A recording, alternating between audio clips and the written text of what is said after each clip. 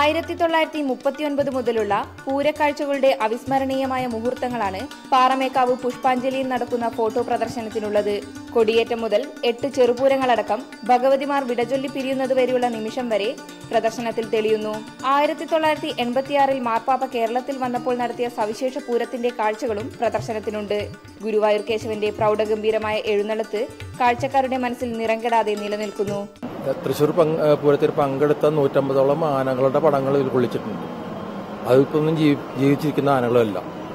പിന്നെ ഇപ്പോഴത്തെ സമീപകാലത്ത് വിവിധ ഫോട്ടോഗ്രാഫർമാരുടെ അവരുടെ താല്പര്യം അനുസരിച്ചെടുത്തിട്ടുള്ള നല്ല പ്രത്യേക ആംഗിളിലുള്ള പടങ്ങളൊക്കെ കൊള്ളിക്കാൻ സാധിച്ചിട്ടുണ്ട്. തൃശൂരിലെ ഫോട്ടോഗ്രാഫർമാർ പകർത്തിയ 520-ലധികം ചിത്രങ്ങൾ പ്രദർശനത്തിനുണ്ട്. കുടമാറ്റത്തിന്റെ വർണ്ണവിസ്മയ ദൃശ്യങ്ങൾ, വെടിക്കെട്ടിൽ വിരിയുന്ന വർണ്ണരാജികൾ, ഇലഞ്ഞിത്തറ മേളത്തിന്റെ ലഹരിയിലമർന്ന പൂരപ്രേമികൾ, നാടൊന്നായി ഒഴുകിയെത്തുന്ന പുരുഷാരം, അങ്ങനെ നീളുന്നു കണ്ടാലും മതിവരാത്ത കാഴ്ചകളുടെ നിര. പാറമേക്കാവ് ദേവസ്വമാണ് ഫോട്ടോ പ്രദർശനം സംഘടിപ്പിച്ചത്. രാവിലെ 11 മുതൽ രാത്രി 8 വരെയുള്ള പ്രദർശനം ഏപ്രിൽ 19 അവസാനിക്കും. India vision, Thrissur.